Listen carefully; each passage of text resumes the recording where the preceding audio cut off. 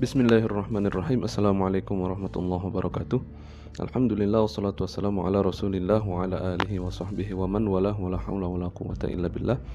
Ketemu lagi dengan saya Fahmi Hasan Nugroho dalam perkuliahan Sejarah Pemikiran Hukum Islam. Kita sekarang masuk ke dalam podcast yang ke-13. Yang akan kita bahas pada podcast kali ini adalah mengenai hukum Islam di Indonesia atau di Nusantara ini pada masa kolonialisme.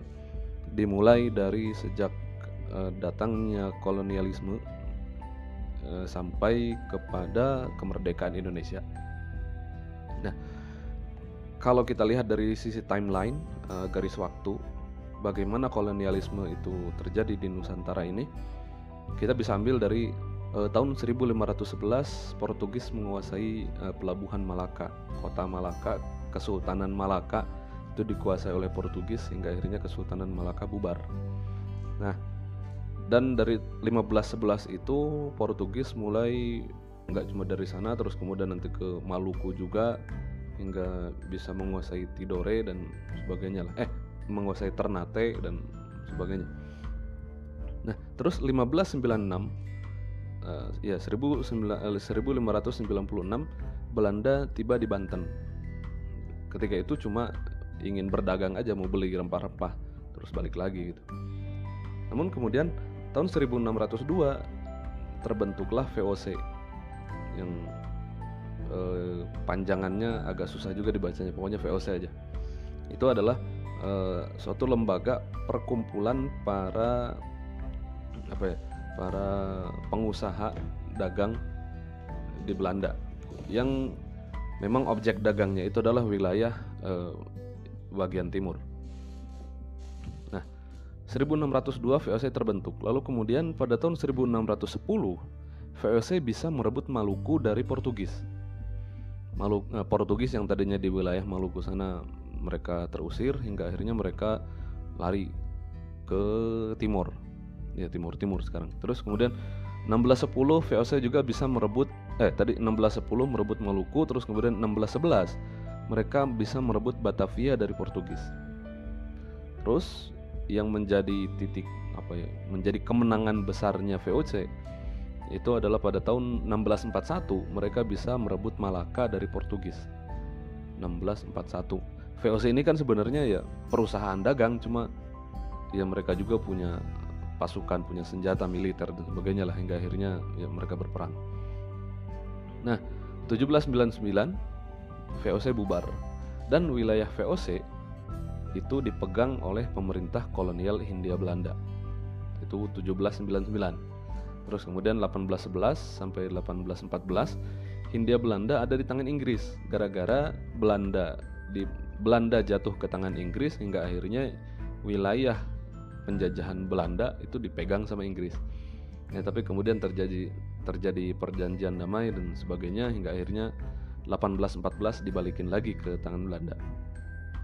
Nah, 1814 sampai 1920 Hindia Belanda menguasai wilayah Indonesia setahap demi setahap.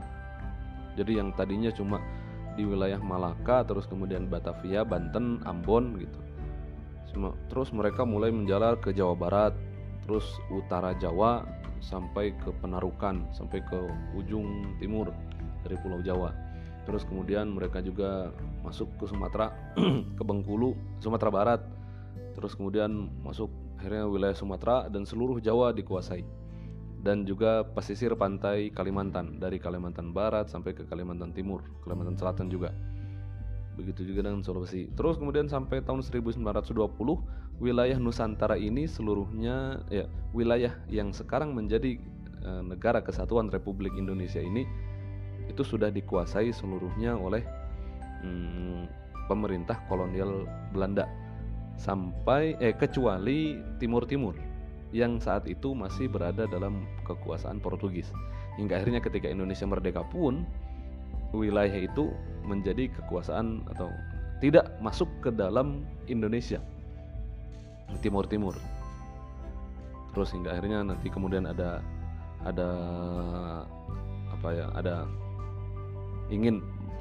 pemerintah Indonesia mengambil timur dari Portugis, dari Portugal itu, dan juga Irian Barat di masa Soekarno, kalau Timur Timur di masa Soeharto. Terus kemudian pada tahun 99 akhirnya Timur Timur lepas lagi dari Indonesia, ya begitulah itu sejarah. Cuma uniknya memang ternyata wilayah Indonesia ini ya adalah wilayahnya Hindia Belanda ketika 1920. Jadi kebayang kalau misalkan ya bisa jadi itu ada sisi positifnya mungkin. Kebayang kalau misalkan Nusantara ini, Indonesia ini dijajahnya nggak cuma oleh satu negara. Coba misalkan antara Hindia Belanda dengan antara Belanda dengan Inggris aja, itu kan akhirnya menciptakan negara Indonesia dan Malaysia. Dan wilayah Nusantara yang cuma dikuasai oleh si Belanda sama Portugis, ya ternyata Portugis yang cuma sedikit itu menjadi Timur Timur, dan akhirnya Timur Timur menjadi negara sendiri. Ya begitulah apa yang terjadi setelah Perang Dunia Pertama dan Kedua. Negara-negara berdiri karena akibat dari penjajahan itu. Oke, 1942 Jepang menguasai wilayah kekuasaan pemerintah kolonial Hindia Belanda hingga akhirnya 1945 Indonesia merdeka. Terus kemudian terjadi usaha untuk merebut kembali Indonesia yang sudah merdeka oleh Inggris, oleh pasukan sekutu. Tadinya mau dibagi-bagi lagi, Indonesia sempat menjadi negara serikat, terus nggak jadi. Ya bersyukurlah bahwasanya para pahlawan kita dulu bisa mengusahakan hingga akhirnya Indonesia masih tetap seperti ini. Ada satu hal yang membuat saya sangat-sangat bersyukur sekali ketika membandingkan antara sejarah Nusantara, khususnya Indonesia ini, dengan sejarah Amerika atau misalkan sejarah Australia, di mana di sana penduduk pribuminya, budayanya, bahasanya, bahkan hingga agamanya bisa dikatakan nyaris punah. Di Indonesia dengan negara seluas ini, alhamdulillah ya budayanya masih terjaga, bahasanya juga bahasa daerah masing-masing masih punya. Terus agamanya pun agama Islam masih bertahan di Indonesia gitu. Itu kan berarti suatu kesyukuran yang luar biasa. Maka kita harus benar-benar berterima kasih kepada para pahlawan kita. Nah, udah cukup, itu adalah timeline kejadian sejarah di masa kolonialisme Nusantara. Nah, lalu kemudian kita akan masuk pada pembahasan mengenai hukumnya. Di Indonesia itu, atau di wilayah Nusantara di masa itu, ketika datangnya kolonialisme ke wilayah Indonesia oleh Nusantara, saat itu terdapat 3 sistem hukum yang dilaksanakan. Yang pertama adalah hukum adat, lalu kemudian yang kedua adalah hukum Islam, yang ketiga adalah hukum Barat. Hukum adat itu adalah yang sudah ada sejak dahulu yang dijalankan di masyarakat Nusantara sebelum datangnya Islam. Jadi yang berlaku saat itu adalah hukum adat. Lalu kemudian hukum Islam muncul seiring dengan masuknya Islam ke wilayah Nusantara, sebagaimana yang kita bahas pada podcast yang lalu. Lalu kemudian hukum Barat baru datang ketika kolonialisme mulai masuk ke wilayah Nusantara. Bayangkan ketika Malaka atau Portugis menguasai Malaka pada tahun 1511 sampai 1641, itu kan berarti mereka menguasai selama 103 tahun. Selama 130 tahun Malaka berada dalam kekuasaan Portugis. Selama 130 tahun itu kan berarti lebih lama dari umur Indonesia saat ini. Dan dalam waktu sepanjang itu ya mereka juga nggak cuma menguasai tapi menjalankan hukum di sana, istilahnya gitu. Begitu juga dengan VOC yang kemudian nanti menjadi pemerintah kolonial Belanda. Nah, jadi tema besar ketika kita membahas mengenai hukum di masa itu adalah pertentangan antara hukum adat, hukum Islam, dan hukum Barat. Kenapa? Karena orang Barat ketika mereka datang ke wilayah Nusantara, mereka juga menjalankan hukum mereka kepada masyarakat yang ada di situ, baik masyarakat Eropa, ya masyarakat Eropa yang datang ke situ, ataupun masyarakat keturunan yang bukan pribumi, orang Arab, orang Cina, orang mana gitu ada di wilayah itu, dan juga orang pribumi. Nah, Barat itu ya para penjajah itu mereka menjalankan hukum juga di situ. Cuma ketika mereka menjalankan hukum, mereka menemukan bahwasanya ternyata di wilayah ini sudah ada hukumnya. Ya udah ada peradabannya, manusianya ada, masyarakatnya ada, kerajaan ada, hukumnya ada. Nah, akhirnya mereka memilih nih. Ada hukum adat, ada hukum Islam, ada hukum barat. Yang kita bawa adalah hukum barat. Dari hukum adat sama hukum Islam, ini kira-kira mau kita apain? Nah, gitu. Sebenarnya hubungan antara hukum adat dengan hukum Islam itu baik-baik aja. Baik-baik aja dalam artian karena ketika Islam datang, Islam kan menganut apa? Kalau kita membahas dalam usul fikih kan ada urf. Yang namanya urf itu kan ada urf yang fasid dan juga urf yang makbul gitulah istilahnya.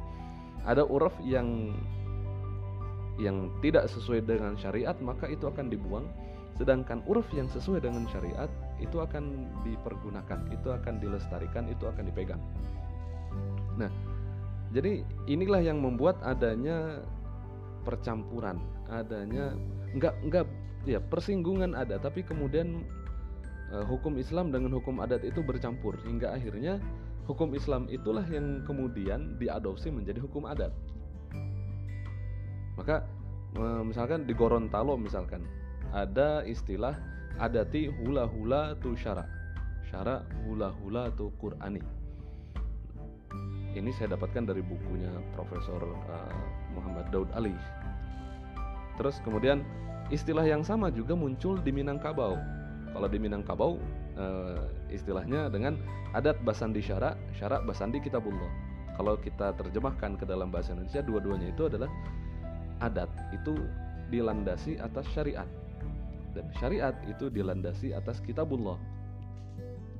Jadi itu kan dari kita lihat dari istilah itu saja kita mengerti bahwasanya ya berarti sudah masuk itu namanya Islam, atau Islam itu sudah masuk ke dalam budaya masyarakat di Nusantara. Ya, salah satunya di Gorontalo itu, salah satunya di Minangkabau yang saya jadikan contoh di sini. Terus kemudian di Aceh juga muncul istilah adat ngon hukum lage zat ngon sifat. Enggak tahu bacanya benar atau enggak. Tapi kalau diterjemahkan kira-kira gini, adat dan hukum itu seperti zat dengan sifat, maksudnya tidak bisa dipisahkan. Nah, munculnya istilah-istilah semacam itu menunjukkan bahwasanya hukum Islam atau agama Islam sendiri itu sudah menjadi budaya di masyarakat. Jadi sudah diterima dan menjadi budaya di masyarakat. Nah, lalu kemudian karena ya si penjajah ini kan mereka datang dan juga membawa hukum dan menegakkan hukum mereka di sini. Mereka akhirnya membuat seolah-olah hukum Islam dengan hukum adat ini bertentangan. Mereka menciptakan isu bahwasanya hukum agama dengan hukum adat itu konflik dan gak bisa ketemu. Nah, itu adalah cara mereka, kampanye mereka. Karena tujuan mereka itu adalah ya biar hukum kita yang ditegakkan di sini gitu. Kalau kita punya dua musuh nih, ya kan biar kita berkuasa, akhirnya kita biarin yang dua itu saling berantem satu sama lain daripada mereka bersatu nyerang kita. Nah, kira-kira gitu. Jadi muncul ya khususnya ketika awal-awal abad 20. Awal-awal abad 20 di Hindia Belanda itu muncul para akademisi, para politikus yang melakukan studi, melakukan penelitian terhadap budaya masyarakat Indonesia. Karena ini zaman udah berubah nih. Zaman udah berubah, kita nggak bisa lagi cuma pakai senjata doang, tapi kita juga harus mulai pakai pemikiran. Nah, gitu. Kita harus menanamkan paham ini kepada masyarakat biar masyarakat itu tahu bahwasanya mereka itu harusnya seperti ini. Ya kan? Ya seperti ketika kita mendengar cerita Wali Songo lah. Wali Songo itu ceritanya ditambah-tambahi dengan hal-hal mistik hingga akhirnya seolah-olah mereka adalah tokoh fiktif, tokoh legenda. Padahal bukan legenda, mereka masyarakat biasa, manusia seperti kita yang nggak punya kesaktian kayak Gatot Kaca atau legenda-legenda lain. Tapi dibuat seperti itu biar kita terputus dengan sejarah kita sendiri. Nah, itulah yang dilakukan oleh mereka. Nah, contohnya seperti Cornelis van Vollenhoven. wafat tahun 1933. Antum bisa cari nanti di Google bagaimana cara tulisnya biar nggak salah. Cornelis van Vollenhoven. Nah, dia menyatakan bahwasanya hukum adat itu harus dipertahankan sebagai hukum bagi golongan bumi putra atau orang-orang pribumi. Dan hukum adat itu tidak boleh didesak oleh hukum barat. Sebab jika hukum adat itu didesak, maka hukum Islamlah nanti yang akan berlaku. Padahal kita tahu tadi pada podcast yang sebelumnya, hukum Islam sudah menjadi living law, sudah menjadi hukum yang hidup di Indonesia, di wilayah Nusantara ini. Contoh lain adalah Terhar. Dia seorang, ini yang saya sebutkan tadi, dan yang ini juga adalah guru besar hukum adat di wilayah Hindia Belanda pada awal abad 20. Terhar ini menyatakan bahwasanya hukum adat dan hukum Islam itu tidak mungkin bersatu, apalagi bekerja sama. Karena menurut dia, hukum adat itu berasal dari kenyataan hukum yang ada di masyarakat. Sedangkan hukum Islam itu berasal dari kitab yang merupakan pemikiran manusia. Akhirnya, kata si Terhar ini, wewenang pengadilan agama di Jawa dan Madura yang memang saat itu kekuasaan Belanda masih di situ aja, itu harus dibatasi ke bidang yang sekecil-kecilnya. Jadi kan gak heran kenapa sekarang di Indonesia ini ada pengadilan agama, dan pengadilan agama itu hanya ngurusin ini saja, hukum keluarga, terus pewarisan, terus kemudian wakaf, wakaf, terus kemudian ada lagi yang baru tentang ekonomi syariah. Sedangkan hukum yang lain dibahasnya bukan di pengadilan agama, tapi di pengadilan negeri. Ya, salah satunya muncul di sini. Pada podcast yang lalu kita sudah mempelajari bagaimana dulu nggak ada pemisahan di kerajaan-kerajaan Islam, tidak ada pemisahan antara pidana atau perdata. Kalau sekarang dipisahin, ini hukum agama, seolah-olah yang menjadi hukum Islam yang jalan cuma ini doang, yang itu enggak. Ya, akarnya berasal dari sini. Terus kemudian ada juga Snoek Hurgronje. Ini salah satu tokoh yang penting karena memang pengaruh beliau dalam dalam hukum dan juga khususnya dalam hukum Islam itu sangat besar, khususnya pada awal-awal abad 20 itu besar. Nah, dia memunculkan teori reseptio yang menyatakan bahwasanya hukum yang dijalankan oleh pribumi itu sejatinya adalah hukum adat. Sedangkan hukum agama itu baru dijalankan jika hukum tersebut diterima oleh pribumi sebagai hukum adat. Itu kan, jadi ketika misalkan tadi di Minangkabau istilahnya adalah adat basandi syara basandi kitabullah, menurut dia yaitu adalah hukum adat. Berarti di sana hukum agama sudah diterima menjadi hukum adat, tapi di wilayah lain belum tentu. Hingga akhirnya hukum agama itu baru diterima kalau menjadi hukum adat. Jadi yang dijalankan tuh hukum adatnya doang, bukan hukum agamanya. Itu kata dia. Jadi beberapa contoh yang tadi itu menjadi kesimpulan, disimpulkan oleh Profesor Muhammad Daud Ali ini bahwasanya isu konflik antara hukum adat dengan hukum Islam itu dimunculkan oleh oleh para akademisi, para politikus dan pemerintah di masa kolonial Belanda, khususnya di awal abad 20. Nah, lalu kemudian sekarang kita masuk ke dalam perkembangan hukum Islam. Ya, perkembangannya. Kalau tadi mengenai apa yang terjadi, terus pertentangan antara hukum Islam dan hukum adat.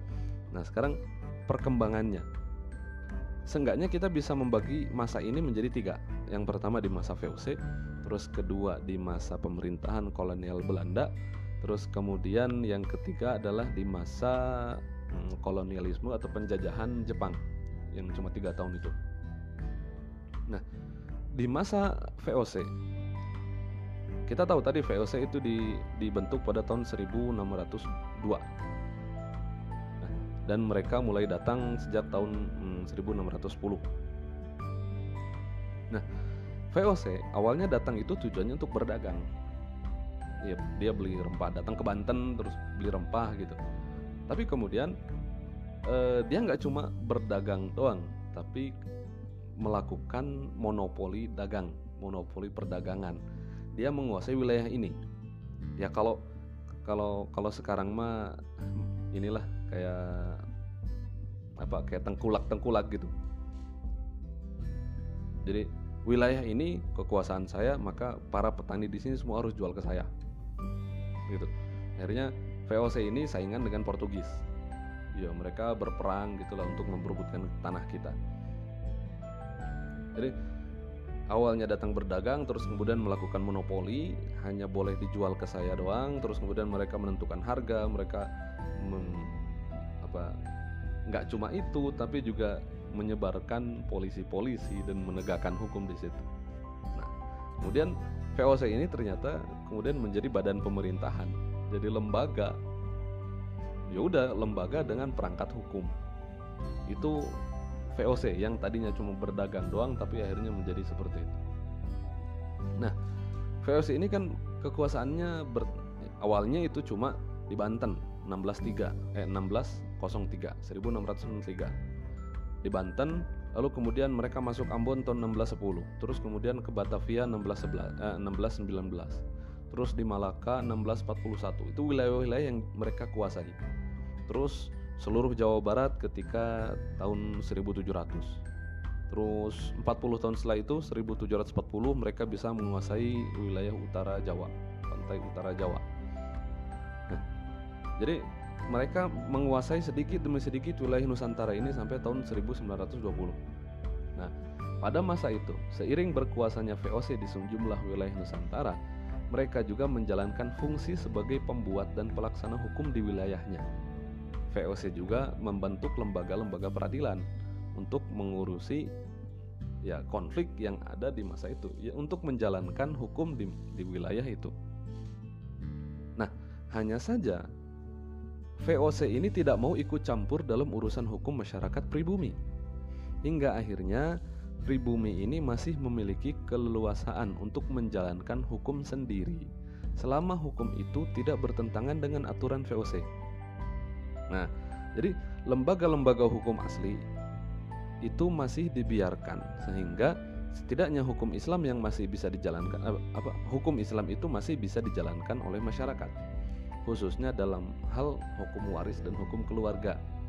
Sedangkan hukum lain yang diambil alih oleh VOC, ya udah berarti itu menjadi aturan, menjadi pelaksananya adalah VOC. Mungkin dari sini juga titik mulai kenapa hukum agama Islam yang berjalan ya cuma tinggal itu doang. Nah, selama 1602 sampai 1800, berarti sekitar hampir 200 tahun, 198 tahun itu, hukum Islam masih diberi keleluasaan, dibebaskan di masa VOC. Bahkan difasilitasi dengan diterbitkannya sejumlah kitab hukum.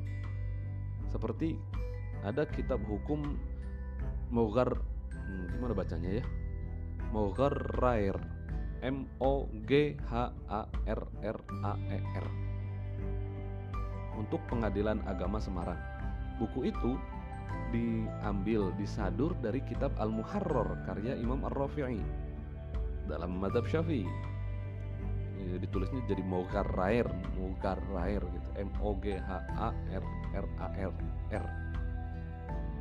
Terus ada juga Pepakem Cirebon, ada juga Kompendium Freijer yang disusun oleh D.W. Freijer. Jadi hukum Islam di masa VOC itu nggak cuma dibebasin, tapi juga difasilitasi dengan penerbitan kitab hukum itu. Tapi nggak banyak diatur, nggak banyak ikut campur. Pemerintah VOC tidak banyak ikut campur dalam permasalahan peradilan agama ini. Nah, hal berbeda ketika pemerintahan itu diambil oleh pemerintahan kolonial Belanda. Tahun 1799 VOC dibubarkan dan wilayah jajahannya yang saat itu masih berkisar di wilayah Malaka, Batavia, Banten, Jawa Barat, terus pantai utara Jawa, terus Ambon, Maluku. Nah, wilayah situ yang itu diambil oleh kerajaan kolonial Belanda, ya, pemerintah kolonial Belanda. Nah, pada tahun 1882 pemerintah kolonial Belanda itu mengeluarkan Stadblad 1882 nomor 152 yang mengatur tentang pengadilan agama di Pulau Jawa dan Madura. Jadi dari tahun 1799 itu mulai awalnya hukumnya dibiarin sebagaimana yang ada di masa VOC, tapi kemudian direview, kemudian dilihat kembali, akhirnya pada tahun 1882 mereka mengeluarkan Stadblad 1882 yang mengatur tentang peradilan agama di Pulau Jawa dan Madura. Karena saat itu kekuasaannya baru di situ. Mereka belum menguasai wilayah Kalimantan, belum menguasai wilayah Sumatera lebih luas lagi. Nah, peraturan ini memberikan wewenang kepada pengadilan agama untuk mengurusi perihal hukum-hukum perkawinan, warisan, dan wakaf. Nah, dengan dibentuknya peraturan ini, berarti pemerintah kolonial Hindia Belanda telah mulai ikut campur mengatur penerapan hukum Islam di Indonesia. Meskipun awalnya dibiarin sebagaimana di masa VOC, tapi kemudian mereka mulai ikut campur ke sini, mulai masuk dan membuat aturan. Nah, pada tahun 1937 ini mulai terjadi pembatasan. 1937 pemerintah kolonial Hindia Belanda atas usulan dari Snok Hurgronje ini, dia semakin memangkas pelaksanaan hukum Islam di Indonesia dengan mengeluarkan Stadsblad 1937 nomor 116 yang membatasi kewenangan peradilan agama hanya berkenaan dengan bidang perkawinan saja dan memberikan wewenang urusan warisan, wakaf, dan hak asuh anak kepada pengadilan negeri. Nah, sekarang kan akhirnya ya terjadilah saya seperti ini juga bisa seperti ini juga berlangsung hingga hari ini. Urusan warisan bisa diatur di pengadilan agama, juga bisa diatur di pengadilan negeri. Begitu juga dengan hak asuh anak juga sama. Nah, itu yang terjadi di masa pemerintahan kolonial. Jadi pada abad 19 dan abad 20 awalnya tadi mengikuti VOC, lalu kemudian mengalami pembatasan hingga akhirnya yang tersisa tinggal urusan itu. Nah, 1942 datanglah Jepang menguasai wilayah yang dulu pernah dikuasai oleh pemerintah kolonial Belanda. Nah, ternyata Jepang juga datang menguasai wilayah itu meskipun cuma 3 tahun, tapi juga menegakkan hukum di situ.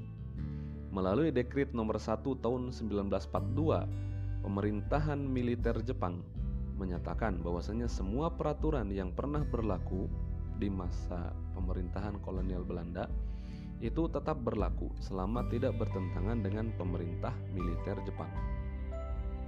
Nah, terus kemudian ada dekret nomor 14 tahun 1942 tanggal 29 April. Ditetapkan bahwasanya susunan peradilan sipil di Jawa dan Madura masih tetap berlaku sebagaimana sebelumnya. Hanya saja nama-namanya disesuaikan dengan nama dan sebutan dalam bahasa Jepang. Terus kemudian Jepang juga mendirikan kantor urusan agama pusat yang diisi oleh penghulu yang bertugas sebagai imam, khotib, kepala KUA. Nah, begitulah teman-teman apa yang terjadi atau bagaimana kondisi hukum Islam di masa kolonialisme yang dimulai dari sejak Portugis, terus kemudian masa VOC, terus kemudian masa pemerintahan kolonial Belanda, dan akhirnya pada masa penjajahan Jepang. Nah, pada pertemuan yang akan datang kita akan membahas mengenai teori penerapan hukum Islam dan dalam hukum negara Indonesia. Terus kemudian pada pertemuan yang akan datang ini kan pada pertemuan yang akan datang kita akan membahas mengenai hukum Islam di Indonesia setelah kemerdekaan dan reformasi pada pertemuan ke-14, pada podcast ke-14, dan podcast terakhir itu kita akan membahas mengenai sejarah peradilan agama di Indonesia. Mungkin akan masih berkaitan juga dengan bagaimana peradilan agama di masa kolonialisme, terus di masa setelah kemerdekaan dan reformasi. Nah, begitu kira-kira teman-teman yang bisa kita bahas pada podcast kali ini. Kurang lebihnya saya mohon maaf. Semoga bermanfaat. Wabillahi taufiq wal hidayah. Wassalamualaikum warahmatullahi wabarakatuh.